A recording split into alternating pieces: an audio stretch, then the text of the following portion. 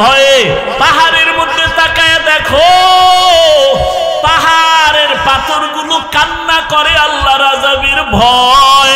কারণ আল্লাহ কোরআনে সূরা তাহরিমে বলেন ওয়াকুদুহান নাসু ওয়াল হিজারা, জাহান্নামের আগুন জ্বালাইতে আল্লাহ ব্যবহার করবেন মানুষ আর পাথর। পাথর দিয়া জাহান্নামের আগুন জ্বালাবেন, মানুষ দিয়া জাহান্নামের আগুন জ্বালাবেন। এজন্য পাথর কাঁদতেছে। আল্লাহর কোরআনের আয়াত, কিছু কিছু পাথর কান্না করে করে নহর জারি করেছে। সিলেটের জাফলংয়ে যাও, পাহাড়ে তাকায় দেখো ঝর্ণা। আল্লাহর কোরআনের আয়াত কয় ও ঝর্ণা দিয়ে পানি আসে না, ও কান্নার প্রবাহিত নহর। ও কাঁদতেছে জাহান্নামের আযাবের ভয়। কিছু কিছু পাথর আছে টপ টপ করে পানি পড়ে কান্না, আর কিছু পাথর আছে ওরা আল্লাহর ভয়ে লাফায়।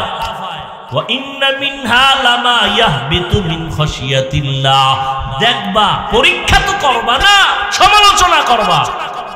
পাহাড়ের কাছে গিয়া দেখবা কিছু পাথর আছে 10 জনে দরিয়াও লড়ানো যায় না, কিন্তু কিছু কিছু পাথর এত ভারী, আজকে দেখবা এখানে, কালকে দেখবা এখানে। ওরা আল্লাহর আযাবের ভয়ে লাফায়, এক স্থানান্তরিত হয়। আল্লাহর কোরআনের আয়াত, আল্লাহর আযাবের ভয়ে যদি পাথর থেকে পানি আসে, তুমি কি পাথর থেকে শক্ত তোমার চোখে কেন পানি আসবে না? আল্লাহর কাছে তওবা করো, গুনার কথা স্মরণ করো, মা বাবার দোয়া নাও। তোমার পাশে কত যুবক স্কুল কলেজে পড়িয়াও নামাজ পড়ে, তুমি কেন পারো না? র‍্যাব আর্মি পুলিশ বিডিআরের চাকরি করে, নামাজ পড়ে, তুমি কেন পারবা না রে বাবা? তোমার মতো যুবক রাস্তায় গাড়ি চালায়, নামাজ ছাড়ে না, তুমি কেন পারবা না? তোমার মতো যুবক কৃষি কাজ করে, নদীর মধ্যে মাছ ধরে, নামাজ ছাড়ে না, তুমি কেন পারো না রে বাবা? ও বৃদ্ধ বাবাজি, আপনার মতো কত বুড়ারা হাতে লাঠি নিয়ে মসজিদে গিয়া নামাজ পড়ে, আপনি কেন পারেন না? ও পর্দার আড়ালের আম্মা জানেরা, আপনাদের মতো কত মা এখনো আছে তাহাজ্জুদও পড়ে, 5 ওয়াক্ত নামাজ পড়ে, স্বামীর মাল হেফাজত করে, সন্তানগুলোকে আদর্শ সন্তান বানানোর মেহনত করে। ও পর্দার আড়ালের বোনেরা, তোমার মতো কত বোন আছে নামাজ পড়ে, পর্দা রক্ষা করে, মোবাইলে সময় নষ্ট করে না, তুমি কেন পারবা না? এখন থেকে তওবা করে নাও। মা বাবার দোয়া ছাড়া কসম আল্লাহর তোমার সফলতার দরজা খুলবে না। তুমি ডাক্তার হও, ইঞ্জিনিয়ার হও, আর যাই হও না কেন, মা বাবার দোয়া ছাড়া আগানো যাবে না। ওই মা বাবার দোয়ার কারণে আজ এই চেয়ারে বসছি, ওই মা বাবার দোয়া, চোখের পানিতে আজকে তুমি পরীক্ষায় ভালো নাম্বার পেয়েছো, ওই মা বাবার দোয়া, চোখের পানিতে তুমি টাকার মালিক, বাড়ির মালিক হয়েছো। ওই মা বাবারে কাদাইও না রে যুবক, মা বাবার দোয়া নিয়ে তওবা করো। মাকে গিয়া বলবা, মা আজকে মোনাজাতে কত যুবক কান্না করলো, আমার চোখে পানি নাই কেন? মনে হয় তুমি কষ্ট পেয়েছো, আমার ব্যবহারে তুমি বেজার। মা তুমি দোয়া করে দাও, আজকে থেকে তওবা করেছি, নামাজ ছাড়বো না, দাড়ি কাটবো না, নবীজির কলিজায় আঘাত দিব না, সুন্নাত অনুযায়ী চলবো, ওলামায়ে কেরামের পরামর্শ নিয়ে চলবো, আর জাহান্নামের পথে চলবো না। মা তখন দোয়া করে দিবে, আর সে আজিমের দরজাটা খুলে যাবে রে বাবা। ওই মা বাবার সাথে বেয়াদবি করবা না, ওলামায়ে কেরামের পরামর্শ নিয়ে নবীর তরিকায় চলবা। তওবা সবার কপালে নসিব হবে না। শুরুতেই বলেছিলাম, নবীজির বয়ানে আবু জাহাল কালেমা পড়ে নাই, আবার দেখো তাকাইয়া নবীজির কল্লা কাটতে আসিয়া ওমরের মতো বান্দা কালেমা পড়ে ফেলেছে। এখানে কিয়ামত পর্যন্ত কিছু মানুষ এভাবেই থাকবে, আবু জাহালের মতো পাথরওয়ালা অন্তর, হাজারো বয়ানে দিল নরম হবে না, বরং বয়ানের পরে বাইরে গিয়া সমালোচনা করে গুনাহগার হবে। আর একদল আল্লাহর বান্দা ওমরের মতো গুনাহগার, কিন্তু ময়দানে আসার পরে দিলটা নরম হয়ে যাবে, কান্না করে তওবা করবে, আর বলবে জীবনে গুনাহ করব না, নামাজ ছাড়ব না। জানি না কার কপালটা আবু জাহালের মতো, কার কপাল ওমরের মতো। এখনো সময় আছে, তওবা করে নাও। মনে মনে মনে মনে বলো, আল্লাহকে ডাকো, আর বলো, হে আল্লাহ, জীবনে গুনাহ কম করি নাই, তুমি রাগ করিয়া পানি বন্ধ করো নাই, খানা বন্ধ করো নাই, বাতাস বন্ধ করো নাই, সম্মান থেকে ফালায়া দাও নাই। আজকে থেকে তওবা করে নিলাম, মরিয়া গেলে যাব, বেঁচে থাকলে থাকবো তোমার দয়া। তবে আর নামাজ ছাড়বো না, দাড়ি কাটবো না, বেপরদায় চলবো না। তুমি ডাক্তার হও, ইঞ্জিনিয়ার হও, প্রফেসর হও, সম্মান বেড়ে যাবে। মা বাবার দোয়া নিয়ে চলবা, কষ্ট আর দিবা না। নিয়ত যদি পাক্কা থাকে, অন্তরে কোনো মুনাফিকি না থাকে, তওবার নিয়ত যাদের খাঁটি আছে তাদের বলবো দুটো হাত আল্লাহকে দেখায় দাও। আয় আল্লাহ, আমাদের হাতগুলো কবুল করে নেন, তওবা কবুল করে নেন। তওবার উপরে মজবুত হইয়া চলার মতো তৌফিক দান করেন, আমিন। রাতের ঘুমের ঘরেও কি কেউ মরে না? তুমি মরবা না কি? আজরাইল আইসা যদি দেখে তোর কানের মধ্যে গানের তার লাগানো, আল্লাহর কাছে কি জবাব দিবি?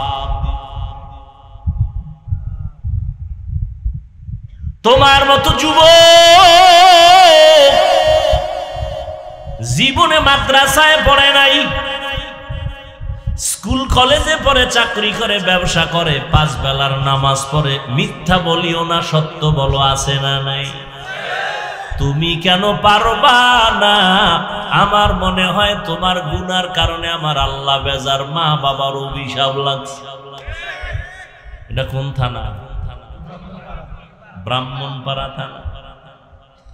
ওসি সাহেব এলাকার একটা মদখোরের ধইরা নিয়ে থানার ভিতরে এমন ফিডা দিছে, শুধু চিল্লায়, চোখে কোনো পানি নেই। ওসি সাহেব আসামি নিয়ে পিটাইতেছে, কান্না নাই। আর ওয়াজের প্যান্ডেলে তাকায় দেখছো একজন আল্লাহর বান্দা বয়ান করে, আর 200 হাত দূরে বৈশা যুবক মোনাজাতে কান্না করে। একটু বেরেন্টে জিজ্ঞাসা কর, জ্ঞান খাটায় বল, ওই যুবকের মারলো কে? একটু চিন্তা কর। কুত্তার বাচ্চাগুলোকে আল্লাহ জ্ঞান দেয় নাই, শুয়ারকে আল্লাহ জ্ঞান দেয় নাই। ভালো মন্দ যাচাই করার জ্ঞান পৃথিবীর শ্রেষ্ঠ মানুষ আল্লাহ ওদেরকে দিয়েছে। একটু চিন্তা কর যে পুলিশে পিটাইতেছে আসামিরে, হুদা চিল্লায়, কান্না নাই।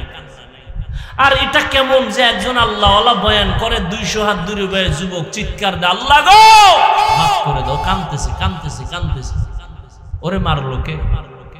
আর তুমি বয়ে বয়ে হাসতেছো, লজ্জা নাই? দেখো কেমনে কান্দে।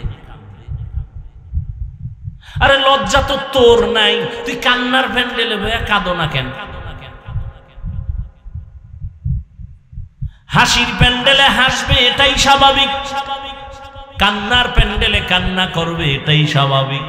তোমার চোখে কেন পানি নাই? আল্লাহর ভয় নাই, কবরের চিন্তা নাই। অথচ জান্নাতের টিকেট হাতে নিয়ে আবু বকর সারা রাত নামাজে দাঁড়ায় কাঁদতেছেন, ও আল্লাহ মাফ করে দাও। রহমতের নবী বলেন, আমি হুজরায় ঘুমাই, হঠাৎ করে মসজিদে নববীর পাশেই তো আমার আয়েশার সাথে হুজরা, কান্নার আওয়াজ কানে আসলো। কে কাঁদে গভীর রাতে নজর করে দেখি একজনে দাঁড়ায় নামাজ পড়ে। বের হয়ে গেলাম, দেখি কেউ না, আমার কলিজা আবু বকর দাঁড়ায় কাঁদতেছে। নামাজের পরে জিজ্ঞাসা করলাম, ও আবু বকর আপনি কাঁদেন কেন? বলে জাহান্নামের ভয়। বলে আপনার নামে তো আমার মাওলা টিকিট দিয়া দিছেন, আপনি জান্নাতি, আর বড় কাঁদেন কেন? আবু বকর বলেন, নবী জাহান্নামের আযাবের বয়ান আপনি যেইভাবে শুনাইছেন কোরআনে আছে। আল্লাহ যে টিকিট দিছেন, যদি আল্লাহ একবার রাগ কইরা টিকিট ক্যান্সেল করে দেয়, আমার উপায় কি হবে? दुनिया में हो दुनिया का तलबगार ना हो, बाजार से गुजर हो खरीदार ना हो। ये दुनिया एक मिसल कागज फूल है, ये दुनिया एक मिसल कागज फूल है। जिंदगी में बंदगी तू कर नहीं, बे बंदगी शर्मिंदा है, जिंदगी बे बंदगी शर्मिंदा है। वॉल्यूम बढ़ा। ओ যুবক, তোমার আমার আল্লাহ এক, নবী এক, কোরআন এক, কাবা এক, ধর্ম এক, কালেমা এক। তুমিও মুসলমান, আমিও মুসলমান। অথচ তাকাইয়া দেখো, আমি টুপি না পরলে লজ্জা লাগে, আর তুমি কেমন মুসলমান, টুপি পরলে লজ্জা লাগে। তুমি কত বিয়ে বুঝো তো, বুঝো বুঝো, ভালো করে বুঝো। মরবা তো যুবকেরা, মরবি কিন্তু। ইদানিং দেখো না, বেশিরভাগ যুবক যুবক মাইনাস, কোন রোগ নাই, কোন রোগ নাই, কোন রোগ নাই। হঠাৎ করে আম্মু বুকে ব্যথা করে, ধরো। আম্মু ধরতে গিয়ে দেয় নাই, কি রোগ কি? কয় কোনো রোগ নাই। কথা হঠাৎ হঠাৎ এক রোগের জন্ম নিছে দুনিয়ায় নতুন। কি? এই যুবকেরা বল কি? ব্রেন স্ট্রোক, হার্ট স্ট্রোক, জাগাত শেষ। এর যুবক, আজকে যদি 12 মাস কুত্তার মতো দৌড়াই, ঈদের পরের দিন থেকে কি বৃষ্টি, কি রৌদ্র, দিন নাই রাত্র নাই। কয় হুজুর 12টায় আসেন, ফজরের পর আসেন, কোনো বয়ান লাগবে না, খালি একটু এসে দেখা করে যাবে। দৌড়াইতেছি 12টা মাস। সমস্ত দুনিয়ার ডাক্তারেরা একমত, কথা বলার মতো কষ্টের কোনো কাজ জমিনে নাই। এক একটা চিৎকারের শরীরের প্রত্যেকটা জোড়ার মধ্যে গিয়া বাড়ি মারে। ডাক্তারেরা যদি শুনে আমরা ওয়াজ করি, তো আমাকে কোনো ঔষধ দেয় না, তবু কোনো রেস্ট নাই। আমাদের কমন মানো না। আমরা বলি ঘুমাইতে, আমরা রাতে 1 সেকেন্ড ঘুমাইতে পারি না। 12টা মাস দৌড়াইয়া তোমাদের পায়ে ধরে ধরে বয়ান করি, মনে হয় আমি তোমার টাকার কেনা গোলাম। একটা উচ্চ কথা বলি না, না জানি মনে কষ্ট পাইয়া তুমি চইলা যাও, আল্লাহ বেজার হয়ে যাবে। আবার বয়ান করে এই কথাও বলি না, আমার দলে আসো, এই লাইনে আসো, এই কথাও জোর দিয়া বলি না। ও আল্লাহর বান্দারা, আজকে যদি 12 মাস না, প্রতিদিন 1 ঘন্টা করে যদি আমারে হিন্দুদের মন্দিরে পাঠায় দিতাম, মাত্র 6 মাস বয়ান করতাম, খ্রিস্টান পাড়ায় ওয়াজ করতাম, 6 মাস 12 মাস লাগতো না, 6 মাস যদি করতাম, আমার অন্তর সাক্ষী দেয় ইনশাআল্লাহ আমার দেশের বিধর্মীরা মদিনাওয়ালার পাগল হয়ে যেত। আর তোমারে লাইনে আনতে পারলাম না। তোমারে পর্দার বয়ান করি, আমি পর্দা না করলে লজ্জা পাই, তুমি পর্দা করতে লজ্জা পাও। আমি মসজিদে না ঢুকলে লজ্জা লাগে, তুমি ঢুকলে লজ্জা লাগে। তুমি কেমন ভিআইপি মুসলমান? আমি দাড়ি কাটতে লজ্জা পাই, তুমি রাখতে লজ্জা পাও। তুমি কেমন আশেক মদিনা। হাসিও না বাবা। আমি দাড়ি কাটতে লজ্জা পাই, তুমি রাখতে লজ্জা পাও। কয়দিন আর এই বাহাদুরি করবি রে যুবক? আমার মাওলার কোরআনের মিথ্যা মনে করবা না। সাহাবায়ে কেরাম যদি এত ইলম, এত আমল, এত তাকওয়া, এরপরেও যদি মৃত্যু পর্যন্ত তারা কান্না করেন, তুমি কি তাদের থেকে ভিআইপি হয়ে গেছো যে তোমার চোখে পানি আসবে না, তুমি কান্নার চেষ্টাও করবা না? অথচ আল্লাহ কোরআনে বলেন ফালিয়াযহাকু কালিলা ওয়ালিয়াবকু কাসীরা, কম হাসো, বেশি বেশি কান্না করো। কারণটা কি জানো? কান্না, এই কান্না বড় দামি একটা পুঁজির নাম। সন্তান কান্না করলে মা বাবার দয়া বাড়ে, ঠিক নেই? ছাত্র যদি কান্না করে শিক্ষকের মায়া বাড়ে। ওরে শিক্ষক আর মা বাবার থেকে মায়া কি আমার আল্লাহর কম? ওই আমার মাওলার কাছে যদি 1 ফোঁটা চোখের পানি সারিয়া বলো, দয়ার মালিক, জীবনে গুনাহ করিয়া জীবনটাকে নষ্ট করে ফেলেছি রে আল্লাহ, কিন্তু কোরআনের বর্ণনার জাহান্নামের যেই বয়ান শুনাইছে আলেমরা, আমার উপায় কি হবে? সূর্যের গরম সইতে পারো না, ইতিহাসের শ্রেষ্ঠ গরম। বিজ্ঞানীরা বলে সূর্যটা জমিন থেকে 9,30,00,000 মাইল উপরে। রাতের বেলা সূর্য নাই, তারপরও গরম সহ্য করা যায় না। কিয়ামতের দিন সূর্য মাথার উপরে চেপে আসবে, ওই দিন কেমনে সহ্য করবারে বাবা। আরে আমার নবী যার কোনো গুনাহ নাই, সেই নবী আম্মা জান আয়েশা বলেন, দেখি আমার হুজরায় বয়া নবীজি নিজে কাঁদতেছে। আমি আয়েশা অল্প বয়স, কারণ আমার 6 বছর বয়সে নবীর সাথে বিয়া হয়েছে। কয় বছর? মাত্র 6 বছর। 9 বছর যখন আমার বয়স, তখন আমি নবীর ঘরে গেছি। আর আমার যখন 18 বছর বয়স হইল, তখন নবী আমার থেকে বিদায় নিয়ে চলে গেলেন রওজা মোবারকে। আর আমগো বোনদের তো 18তে বিয়েই হয় না। আম্মা জানের 18 বছর যখন বয়স, নবী বিদায় হয়ে গেলেন। মাত্র নবীজির ঘর করলেন আমার আম্মা কয় বছর? মাত্র 9 বছর। 18 বছরের মেয়ে মাত্র নবীরে পাইলেন 9 বছর।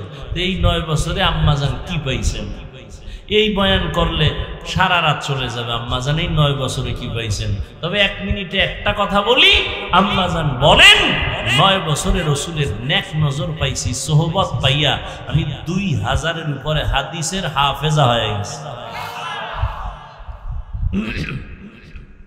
এবং পৃথিবীর শ্রেষ্ঠ তাফসীর করনেওয়ালা আমি আয়েশা হয়েছি। এরে আল্লাহর গোলাম, সেই নবী আয়েশা বলেন, দেখি আমার হুজরায় বসে কাঁদেন। ভয় পেয়ে গেলাম, নবীর সাথে না জানি আমার কোনো বেয়াদবি হলো। আমি জিজ্ঞাসাই করে ফেললাম, নবী কাঁদেন কেন? আমি আয়েশার কোনো বেয়াদবি কয় না না, ও নবী তো কেন কাঁদেন? নবী বলেন, ও আয়েশা, কিয়ামতের দিনের কথা মনে পড়েছে।